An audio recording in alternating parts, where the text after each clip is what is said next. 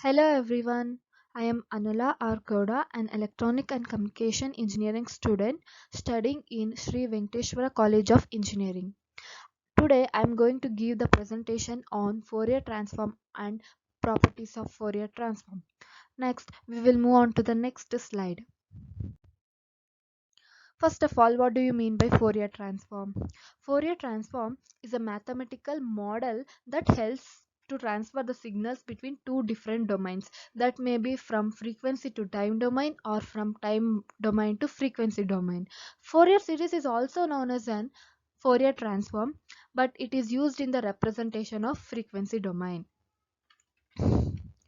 Both Fourier series and Fourier transform are the mathematical tool for representing the signal in frequency domain.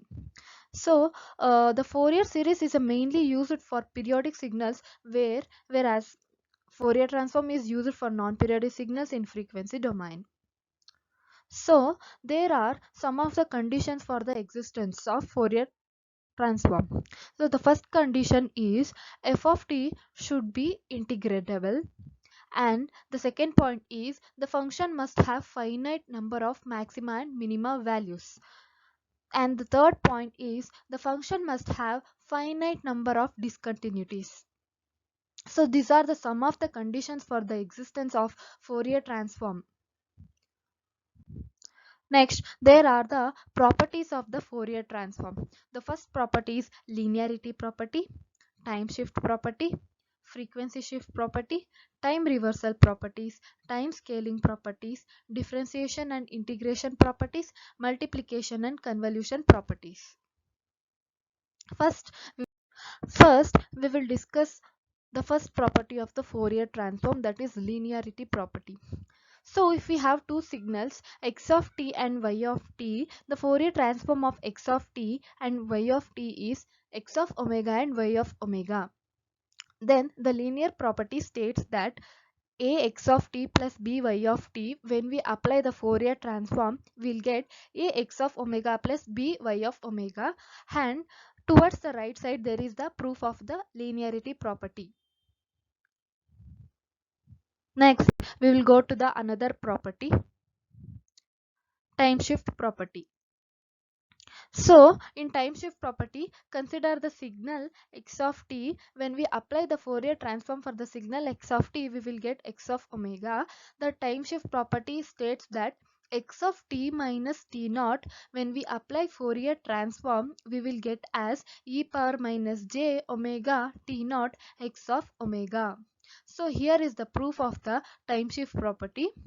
By considering the y of w is equals to integral minus infinity to plus infinity, y of t is equals to e power minus j omega t into dt. So here, replacing t by t minus t naught, we will get like integration of minus infinity to plus infinity x of t minus t naught into e power minus j omega t into dt.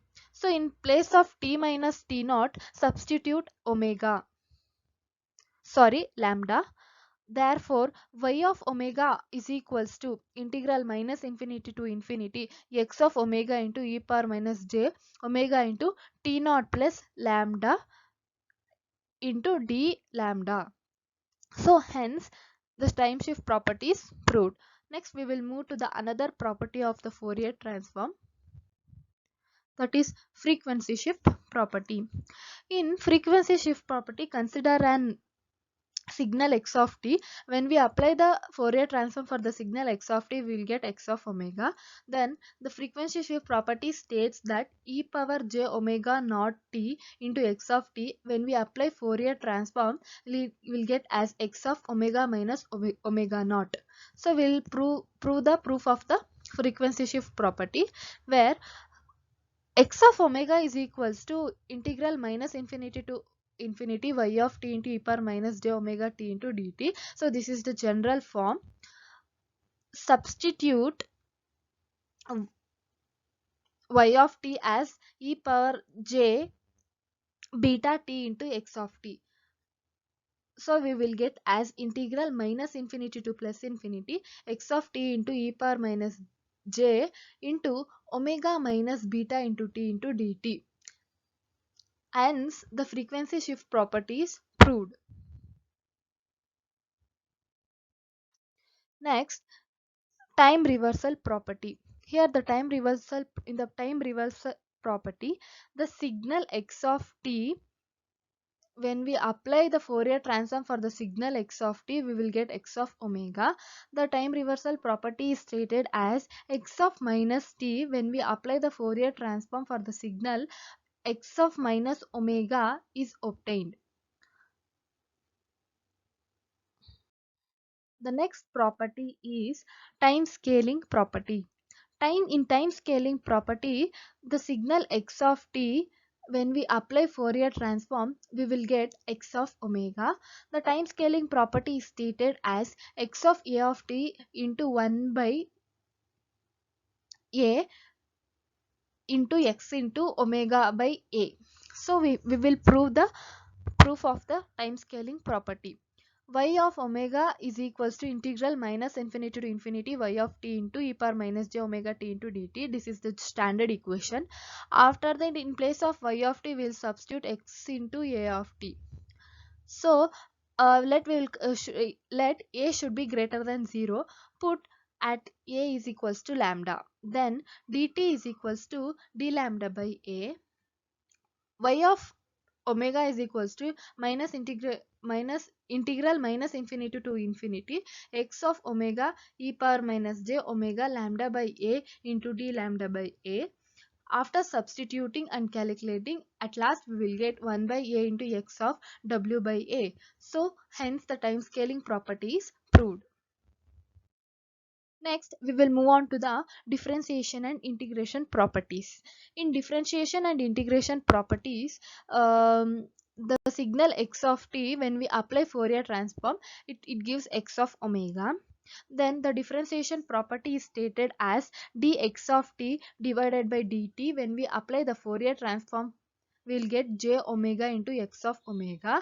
Then for n values, d to the power of n x of t divided by dt to the power n. When we apply Fourier transform, j omega n into x of omega. So here is the proof of the differentiation property. Next, we will move on to the integration property. In integration property, if we have the signal x of t, when we apply the Fourier transform, we will get x of omega. The integration property is stated as integral x of t into dt. When we apply the Fourier transform for this equation, we will get as 1 by j omega x of omega. For n number of numbers, like we'll get as x of t into dt. When we apply this Fourier transform, the 1 divided by j omega to the power n into x of omega. So here is the proof of the integration property. The next property is multiplication and convolution properties. Multiplication and convolution properties is given as considering the two signals x of t and y of t. When we apply the Fourier transform for both the signals x of t and y of t, we will get as x of omega into y of omega. So the multiplication property is given as x of t dot y of t. When we apply the Fourier transform for these equations, we will get x of omega into y of omega. And whereas in the convolution property, if x of t into y of t, when we apply Fourier transform for this equation, we will get 1 by 2 pi into x of omega into y of omega.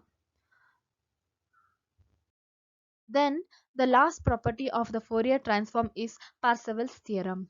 So here the Parseval's theorem is given as x1 of t, when we apply Fourier transform x1 of omega, and x2 of t, when we apply the Fourier transform, we'll get x2 of omega by considering the two signals x1 of t and x2 of t. So then the Parseval's theorem of Fourier transform is stated that integral minus infinity to plus infinity x1 of t into x2 conjugate of t into dt is equals to 1 by 2 pi, and then integral minus infinity to plus infinity x1 of omega into x2 of conjugate of omega into d omega, where x1 of t and x2 of t are the complex function. And here is the proof of the Parseval's theorem. Thank you for watching my video. Please subscribe, share and like.